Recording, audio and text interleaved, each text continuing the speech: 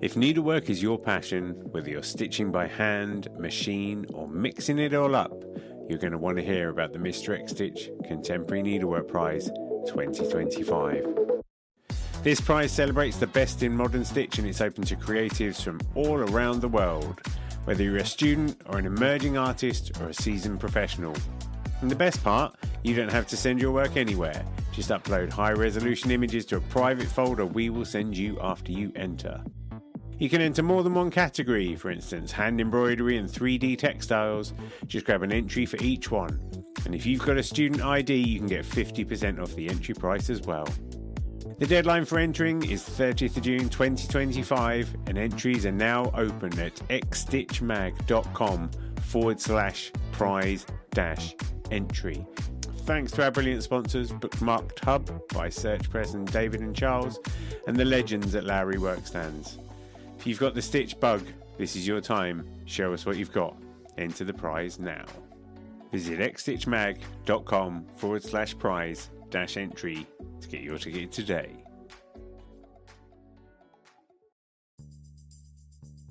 Andrew Crummy is a Scottish artist, designer and the lead facilitator on the Great Tapestry of Scotland and many other tapestry projects.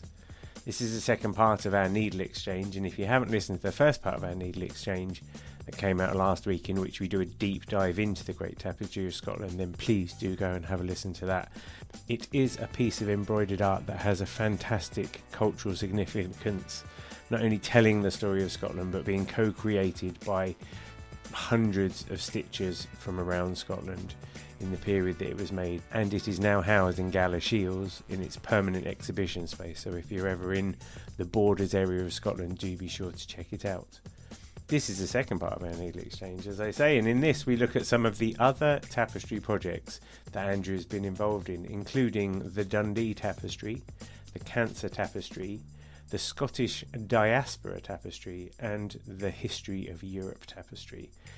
It's fair to say that Andrew is a very experienced participatory arts facilitator, and the fact that the scope of the tapestries he's involved in has broadened beyond the modest topic of the history of Scotland is a testament to his ability to not only project manage but also to create visual storytelling designs that work really well. We talk about storytelling in this medium. We talk about the way that the power of stitching and tapestry enables personal expression, even within a broad context like this. Things like the COVID Chronicle and the AIDS Quilt also being similarly collaborative, expressive projects. And obviously, because it's the second part of our Needle Exchange, we talk about Andrew's favourite films, books, that kind of thing. It has been a pleasure talking to Andrew. I jumped at the opportunity. Thanks once again to Sue Condry for enabling this to happen. And yeah, it's a really interesting conversation with someone who's got a unique project management skill set, and I look forward to seeing the other projects that Andrew is involved with in the future. Thanks once again for listening to the show. I will be back next week with someone from a different part of the needlework ecosphere. If you've enjoyed the show, do please leave us a review. Why not post a comment on one of the posts on the Mr. X Stitch Instagram and tell me what your favourite part of the show was. I'd love to hear from you. I'll be back next week. Enjoy the show.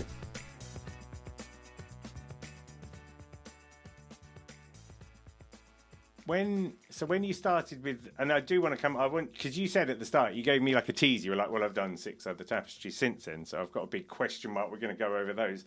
But when you started planning it out and you and Alistair Moffat got together and decided to write the history of Scotland, how long did that take? Were there things that you missed out? Were there things that you would have liked to have included that there just wasn't the scope, or things are too similar? Can you recall? Well, it's 2 things. So, like, Alistair went away and wrote the narrative. So I didn't write it with him. He went away and wrote the narrative, and then he came back and he presented this narrative, which was about, I would have said, about 70 lines. But we knew that it was going to keep growing, because exactly what you said, people would come back and say, well, what about this? What about that? And why haven't you done this? Or like a good question was like Lulu was really was a controversial issue in the Great Tapestry of Scotland, because one minute Alistair wanted Lulu to be in the Great Tapestry of Scotland. Then I got a phone call from some of the stitchers saying they didn't want Lulu in. They didn't like Lulu. And then Lulu was out again. Then she was in again. And eventually Jackie and I agreed, we'll just do Lulu, because when she was singing Shout, she had the great red hair, and that's very style. So let's do that. So we did that. So you get all that sort of type of stuff about how so things keep developing through that process of discussion and people thinking, why isn't that in, or why is that not in? And they would go through Alistair, but Alistair tended to go along with it unless it was really outrageous, which never really happened. So, but then of course, what happened after the Great Tapestry of Scotland was that there were a lot of the people wanted to celebrate their history. You know, there is a lot more to the Great Tapestry of Scotland beyond what's in that tapestry. So, like the Scottish Diaspora Tapestry was involved 30 different countries around the world, stitches from all the countries, adding stories about the Scots' impact in all these different countries around the world. You know, and that was a similar level of involvement.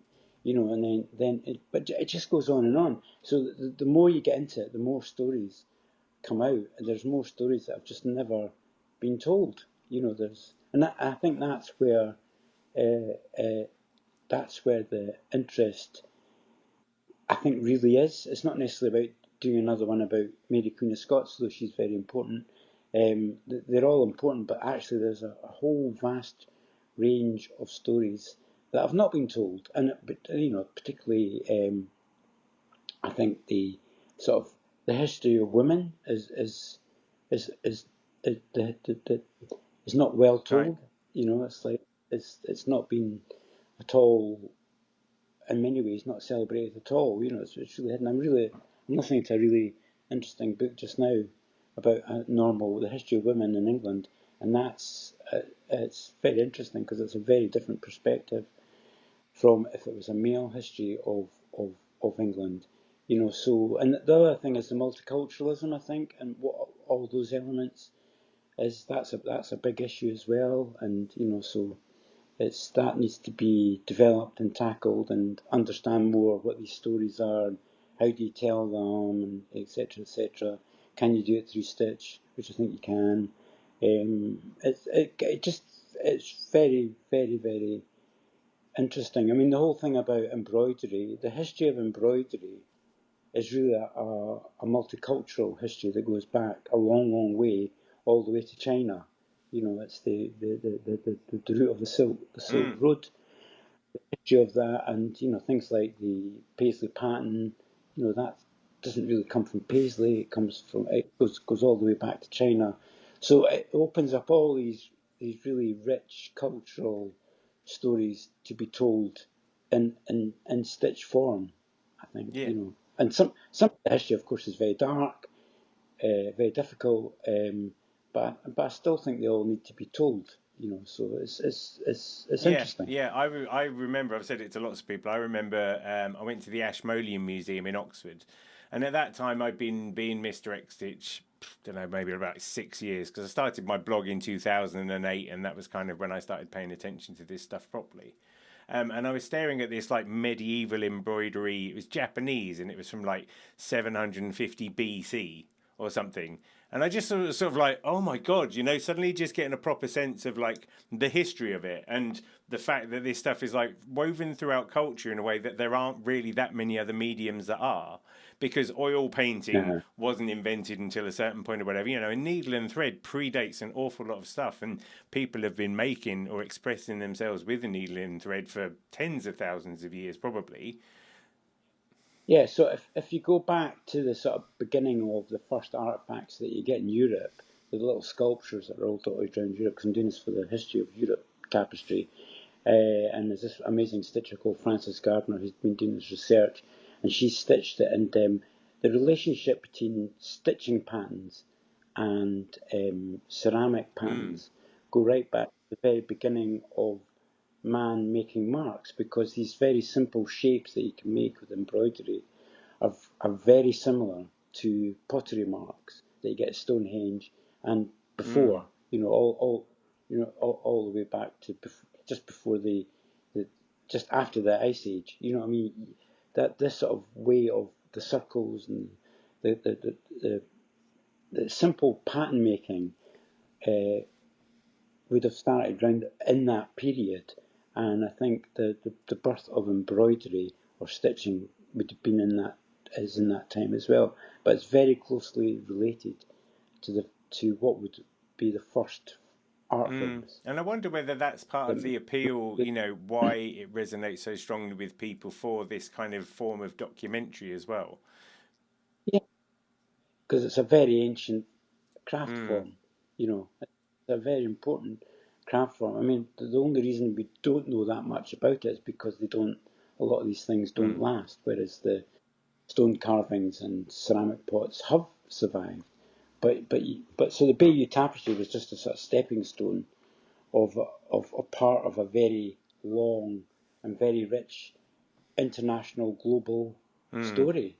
I think that's so embroidery is I think that's why it has real potency. It's because it's this very ancient art form that is sort of in more recent years been neglected, is not celebrated as much as it maybe should be. How much negotiation was there between the designs you'd drawn when you did your plan for the Tapestry of Scotland and then when they're interpreted through stitch? How much kind of was it fairly similar to the original intention, or did you have to then reconfigure some of your illustrations to suit the medium? Well, it depends on the group and it depends on the people involved. But I always design things because it has to.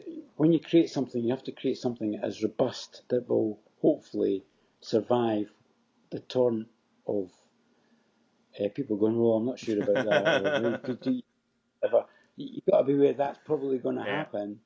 So you've got to design it in a way where it is flexible, because as soon as you stand up and say, you're doing what I'm telling you, it's not going to happen. You're going to lose a lot of people, because the whole point is to gather as many people as possible.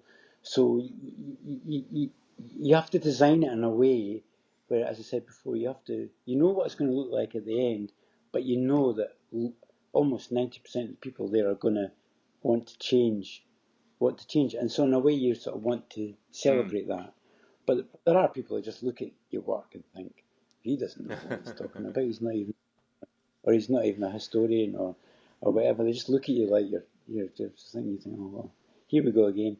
And you sort of you just, but actually that's part of the process. So it's like I don't set myself up as a guru. I set myself up. Everything's flexible. Everything can be changed, or we can develop it, or whatever. Sometimes I had to redraw a whole panel. I think the Battle of Sheriff Muir.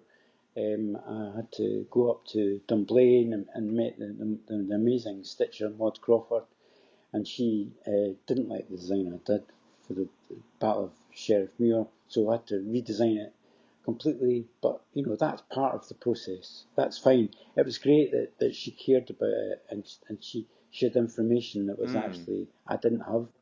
So we went to the battle site and we walked around it, and her and her husband told me what should happen, what shouldn't happen. So so everything and anything can happen. And other times people just accept what I draw, So, but that's generally not the case. I have to say. So you've done the Great Tapestry of Scotland, History of Scotland, tick. So now then. Well, so let's talk about the Dundee Tapestry, because that one, I guess, is a more scaled down version. I'm not saying it necessarily is any easier to execute, but the scale of the storytelling presumably a bit more narrow. Can you dive into that for me? So the Dundee Tapestry came about. My first encounter was that through Brian Breety and Alistair Moffat. We met up, and when Dundee was applying to be City of Culture or something like that, We had a meeting about it, but it never really developed beyond that. And then the Great Tapestry went to Dundee, and then the Scottish Diaspora Tapestry went to Verdant Works in Dundee. And then a guy called John Flynn went to see the Game of Thrones tapestry in Belfast, and his wife said, "Oh, we should do this for Dundee." So he came back, and he got in contact with a woman called Frances Stevenson, who was head of textiles at the time at Duncan Johnston. And then eventually, through a friend, they got in contact with me, and then I got involved with that quite a few years ago. And we developed to create a thing about telling the story of Dundee. And as I say, it involved about 140 stitchers, but I think it involves a lot more than that.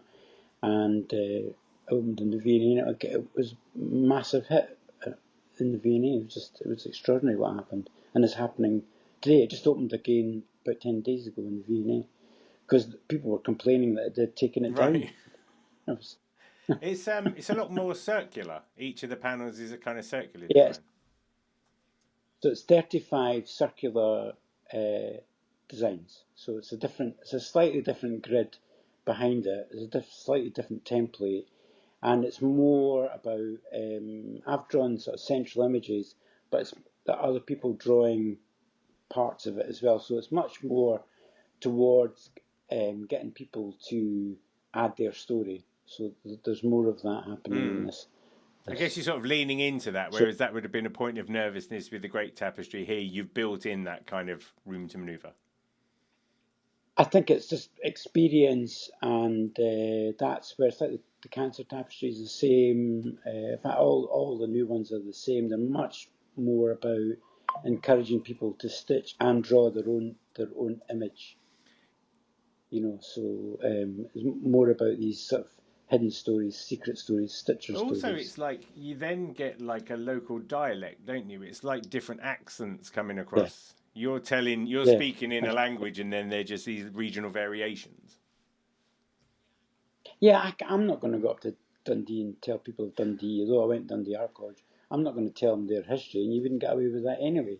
So it's like, I wouldn't do that. That's not what it's about. It's about if you can get if you can get a lot of people together who want to tell a story, I think you can create a sort of giant community arts embroidery. I think it's quite possible, but you have to know how to do it. I think you have to have some knowledge of how that works.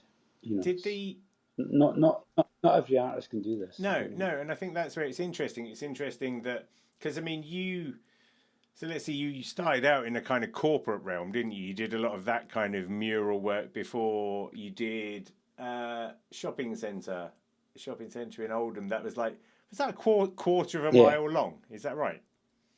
It was a quarter of a mile long round a new shopping centre in Oldham. But that was community based, so there was all these different community groups, and we painted it about 2 weeks. But the build up to that, creating the structure and organising that's what I was doing. So I sort of had a good idea. I was beginning to learn how to do this way of working, where you can involve a lot of people to make an artwork, but that same principle is what applies to the Great Tapestry of Scotland. That's why I wasn't frightened of doing it, because I knew that you could do these giant public artworks, community artworks, and involve a lot of people at the same time. But you've got to learn a way of containing the information and make it so it's readable. But a quarter of a mile long mural and painted in 2 weeks is a sort of nuts thing to do, but it is quite possible. Yeah. So then you've got the Dundee Tapestry, then the Cancer Tapestry, then different subject matter, same application, same principle, but tell us about that one. So in 2017, I got diagnosed with throat cancer, and I began treatment. And my friend Fraser McLean, who's an animator who lives in Mexico and has worked for Disney, and that, he said, "Oh, this guy Rod Mountain wants to get in contact with you." So I was sitting in the Great Western Hospital in Edinburgh getting pumped full of chemo, and this guy phoned me up and he goes, My name's Rod Mountain. I'm an ENT surgeon from 9 Miles, Dundee. See, when you get better, would you like to do a cancer tapestry? And I thought, oh my God, this guy thinks I'm going to live. Okay. So, cheers. So yeah, cheers. So but that night I thought about it, and I thought, actually, I could if I do get through this, this is my way of giving something back to the NHS and all the great the treatments that you get and everything, and and understanding it is, and that's what's happened. So it's like, I'm an oncologist at the time. She's involved with it as well, Dr. Ian Nixon, and we're now up to, we've got 6 finished panels. We've got another, I think, 10, 12 on the go, and it's just getting stronger and stronger. We've done about 7 exhibitions this year, all sorts of things. But again, it's stitching, it's people telling their story, the people telling their story of cancer, maybe somebody they've lost, maybe they're living with cancer, maybe they've got over, maybe they've given all clear like me, or they just want to tell a story of cancer. But a lot of people are willing to get involved. And so there's a documentary about it being made by a guy called John Gill, which is now an award-winning documentary, and that tells some of these stories, some of the stitchers telling these really moving stories of cancer to people that also, different stories of cancer, but they're just very touching. That they're not for everyone, but it is, they are definitely sort of moving and touching. So, but that's a developing tapestry project. It's on a big journey at the moment. It's really developing quite fast. There's a project it's making me think of that's called the COVID Chronicles, which was a similar kind of concept where it was a bit more kind of global, but people were invited to interpret their experiences of COVID using textile art and that same sort of thing, And I think those are really profound because, as we said before, like the effect that stitching something has on someone when they're dwelling in it, people doing those kind of really personal, painful stories, you hope that there's a rehab function there, but it's got to be quite the journey to go on to be sitting in that space when you're making that stuff. Yeah, I think I've been in contact with people. I think the COVID Chronicles. I think there's a COVID Chronicles, maybe the COVID Tapestry as well. I'm not quite sure, but there was a couple actually kicking about. But yeah, absolutely, for people telling their stories, they're really powerful. The stories that the stories they tell. It's hopefully it will influence, hopefully, the COVID inquiry, because I've designed a small panel for that as well, which is a woven panel. But the COVID Chronicles, or the COVID Tapestry, I can't quite remember it. They did this huge piece, which is great. It's really fantastic, and it needs to be shown and celebrated and given more prominence. I'm all for all things like that. I think it's not about one person. It's about lots of people coming together, and the more of it, the better. Yeah, it is, and again, I think the medium a lot of the time, when there are subject matters that can be quite controversial or painful, sometimes the softness of the medium helps mitigate that for other people. I've seen quite hardcore topics being explored, but because they're done with a needle and thread, it dismantles some of the the mindset that you're going to get, because the medium, I don't want to say obfuscates, a fancy word, but do you know what I mean? It kind of just makes it more palatable for people a lot of the time. Yeah, sometimes, and other people just won't look at it because it's just too difficult, and I had to design a panel for the COVID inquiry, and I had to work with the Scottish Bereaved group, and I worked with the group online because it was just at the end of the COVID, and they told me these terrible stories. They're just awful stories of what happened, and your heart just goes out to them. You just, it's just so sad, the stories they're telling. And my job was just to try and sort of create one image that they felt represented their stories, and hopefully I was able to do that. But they are very powerful stories. They're and the same what you get in the COVID Chronicles and others. I mean, this type of thing goes back to the AIDS quilt. That's the thing. But they are powerful. They can change things. In format. I think it does make it a little bit more palatable. But at the same time, it's sort of, you are documenting sort of really difficult stories. But I think those difficult stories need to be told. If it creates understanding, I think it's a good thing. Then. So then, now you're doing the modest project of the history of Europe in a tapestry. Just the history of Europe now. Yeah, but this has been a long project. It started with Alistair during Brexit, but it didn't really work in Brexit because you were not really. It's not that these are not. But with certainly tapestries I'm involved with, they're not political beasts. I mean, they're not. There's no way that the Great Tapestry of Scotland is an independence tapestry or pro-union tapestry. It's because if you're involved with 1,000 people, half of them were for the union, half of them were for independence. So you have to sort of go above.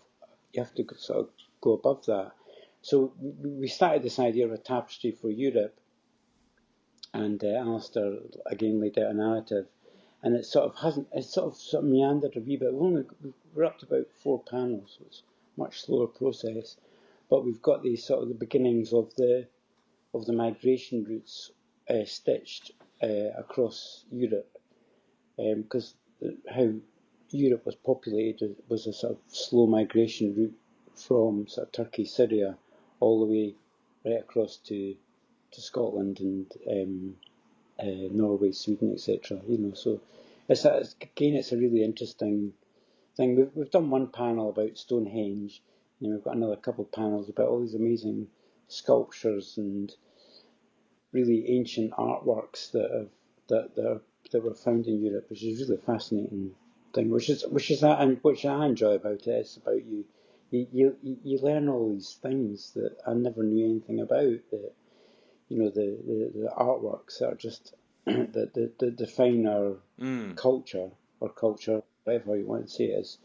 It's if you can just enjoy that, I think through Stitch, I think it's quite a neat trick if you can tell the story like objectively. Like that's one of the things I felt with the Tapestry of Scotland is it's like you say, it's apolitical.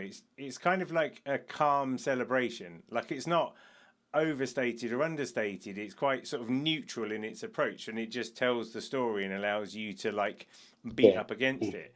The history, I mean, even if you went to tapestryofeurope.com and you look at the panels page where the descriptions of all the panels are, like the panels haven't been made, but even that, you're like, well, there's a good history of Europe in the first place. Do you know what I mean? And I think it's a very good history, but it's just the starting point as it was in the Great Tapestry of Scotland. But yeah, you're absolutely right. It's like, well, that goes right back to the Battle of Preston. For me, the Battle of Preston Pans.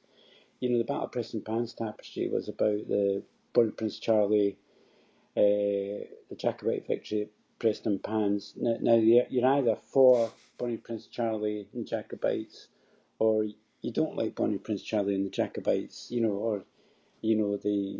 It's not the English army, it's the British army, but it's. So some people really like Bonnie Prince Charlie, other people don't like Bonnie Prince Charlie. So it's controversial. But my job was just to tell the story. So I don't take sides when it comes to things like this. If you can, what you've got to do is create a clear narrative. So you can have discussions about it, but when you're trying to sort of uncover the truth and a sort of clear visual narrative.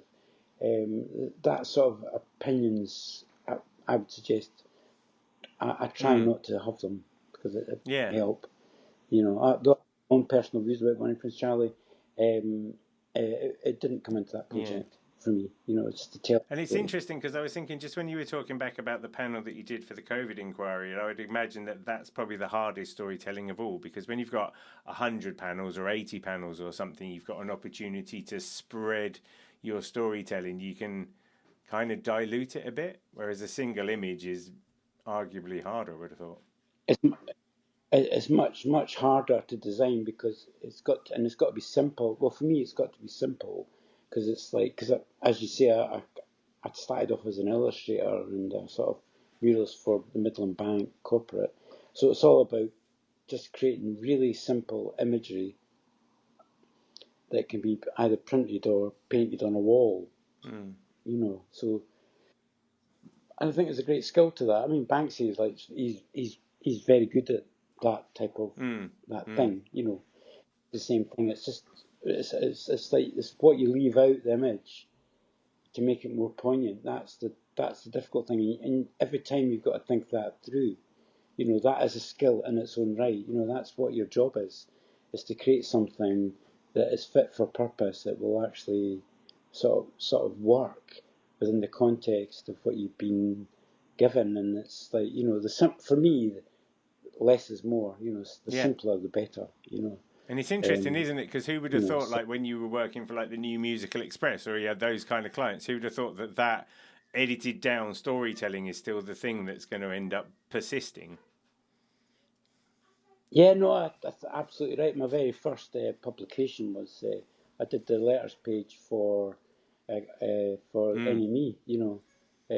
The art director there, Joe Ewart, gave me my first commission, which was great. And but if I had thought then that I would end up doing these giant tapestries, I would have. What is that about? But it was all about distilling imagery down to I wouldn't say I'm a great draftsman or anything, but what I'm good at is distilling things down to simple imagery, and that works really well for stitch because you've got to design, you've got to draw for stitch, you've got to leave a lot of things out so somebody can stitch. So it's not as though you can just anybody can do it. You've got to learn how to draw for stitches. That's actually quite a particular thing. But there are different ways of doing it. My way is not the only way, but for me, I think it's still it's always a learning process. But it's what you leave out. You leave out. It really reminds me, and I'm no expert on this, but it really reminds me of kind of classical music composition, in which you're telling a story over a period of time. You're working with different elements, be it strings or woodwind or another musical section, but also the fact that, like, as I said early on, when I walked around the tapestry, I was aware of chords that would come back, different parts of the story that would reappear through your choice of, like, illustration and icons and those kind of things. And it's similar. I was trying to think of something, but I'm not well versed enough. But like Peter and the Wolf, or one of those kind of stories where characters come back and they're back because of the musical bits that are interfaced. And it's almost like your version of storytelling is akin to that. That's right. So it's like within these sort of template sort of structures for these tapestries, there are repeat things that will hopefully make it easier to read. So I listen to a lot of music when I'm designing these things. I like music a lot, and I think that's your analogy is really spot on, because, like, say, the Scottish Diaspora Tapestry is all about, because it was 307 panels and there were smaller panels, it was all about repeating a lot of the same things that will be reinterpreted, but at the same time they are the same image almost, or the same pattern, and then but you're revisiting things and you're slightly tweaking them again, but all that sort of got to be worked out. So you got to know where everything's going to go. So when it all slots together, in my head, it will work. But what happens is people then think, oh no, you can display it this way, you can display it that way. So then my sort of way of constructing it gets thrown out the window. But the actual panels are still there. The Scottish Diaspora Tapestry, I did design it a certain way. It for me, it makes sense. And the Great Tapestry is the same, and the Dundee Tapestry was the same. They're all the same, because the other thing about these tapestries is you may start off with just a couple of panels, but I'm often conscious that it may end up you may go to 100 panels. You know, the Cancer Tapestry may go to 100 panels, may go to more, or it may get to a point where other people are designing them or whatever. So you've got to work all that out. You know, so it's like, and how's that going to work? And you know, so but each one's slightly different, and so yeah, no, you have to think it You all got to through. hope that you've written a piece for the flute. You hope that someone at least tries to play it with a recorder and not just a set of spoons or something. Yeah, but that's what happens. So it's like, you know, you just have to sort of, yeah, it is, but it is sort of, it's sort of like if people knew what I was thinking about when I'm designing these things, they think the guy's mad. You know, it's like, because what you're thinking about is patterns. How do you put things together? What happens if you move that over? If you move that over to there, that will change things. So you better to have it there. And actually, I've got lots of sketches.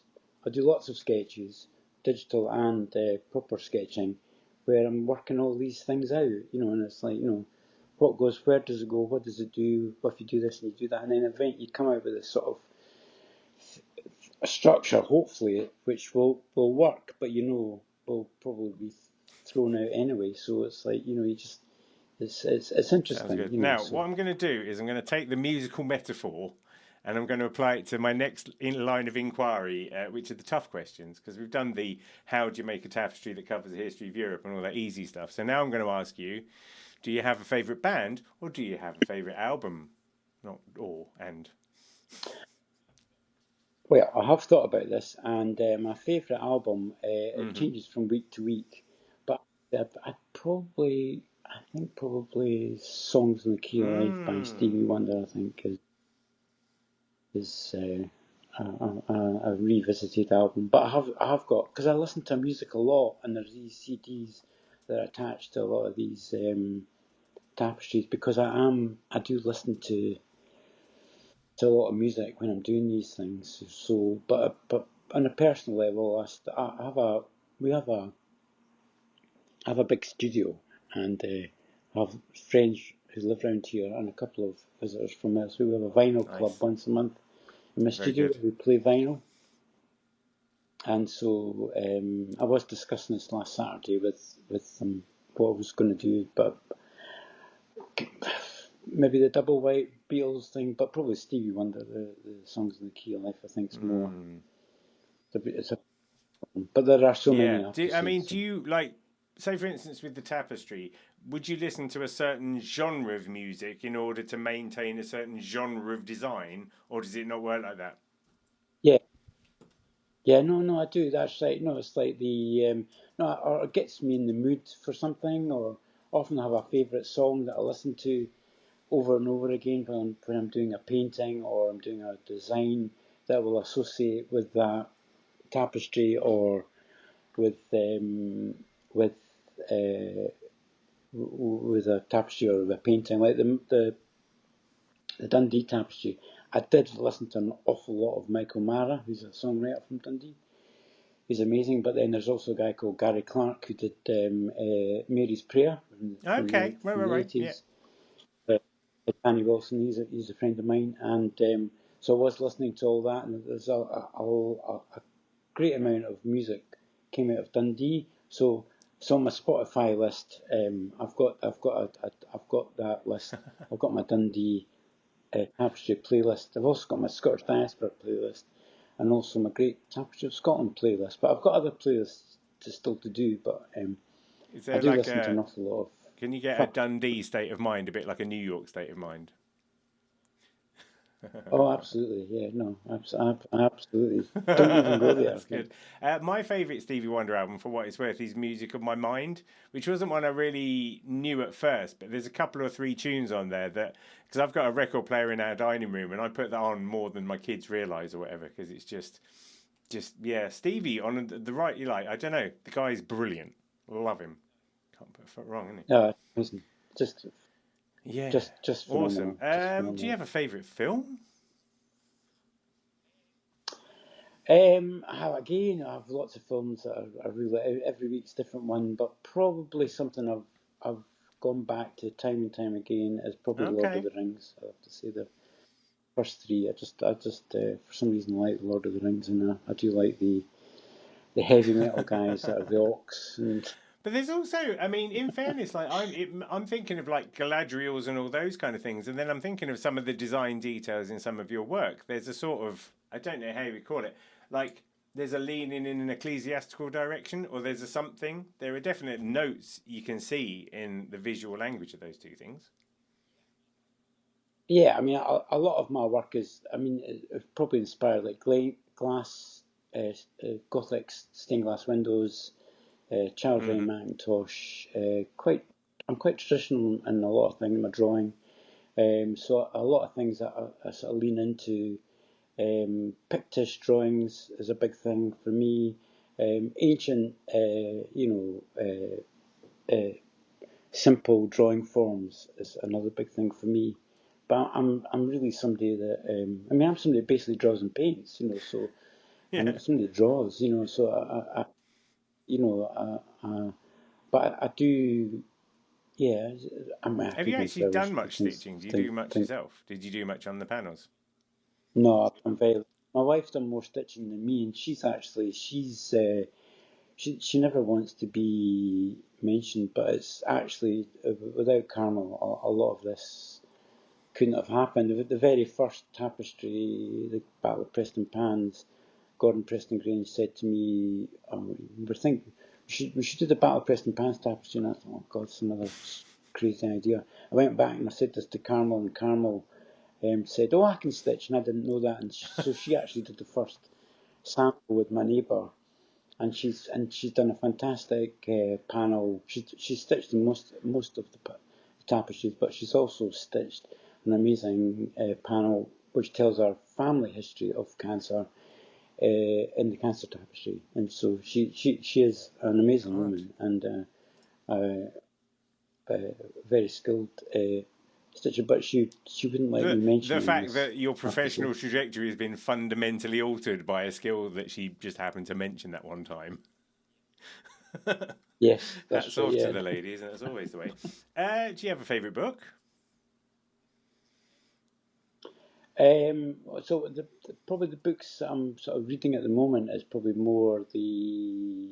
I was listening to. I think that the Tapestry of Time is quite an interesting book. I wouldn't say it's my favourite book, but it's a really interesting book. But the one I really enjoyed recently was Poor Things with what's his name? Oh, it's gone out of my head now. Alexander Right. Gray. Yeah, Alistair Gray. Sorry. Poor Things, which is made into a big film, which is because it's a sort of Scottish version of Frankenstein, H.G. Wells, Gothic, Sherlock Holmes, a whole series of pastiches all wrapped into one, and it's a really clever book. So it's a really enjoy.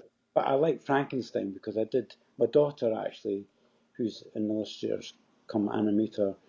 She likes Frankenstein, and my degree work when I finished student at Dundee was Frankenstein. So so Frankenstein, but the Alistair Gray's Scottish version of Frankenstein. The title being Poor Things, Episodes from the Early Life of Archibald Yeah. McCandless, MD, Scottish Public Health Officer. Nice. So Yes, that's right. But yeah, I was going to say the film with Emma Stone that's recently come out, isn't it? Yeah. Yeah. I'll have to knock that up my list because Yeah. that was done by the same director who did a film called The Lobster a little while ago, and I remember going to see that, and that was just like, huh? Because I think it ends at the end, and you're like, huh? And I always like a film like that where you just like walk away pondering exactly what you just seen, something like that.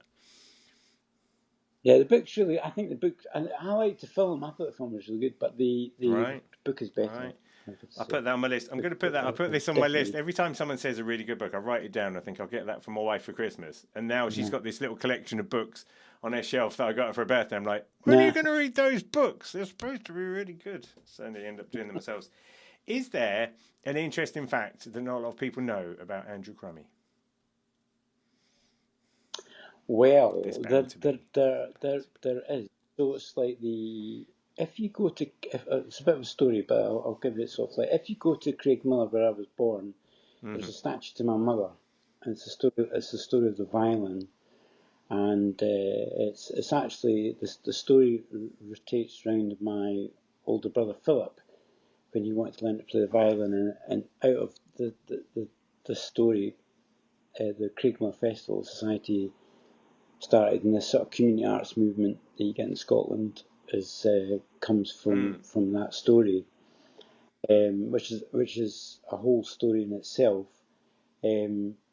But the big reveal is that I did learn to play the violin. So when I was, but that statue is not me.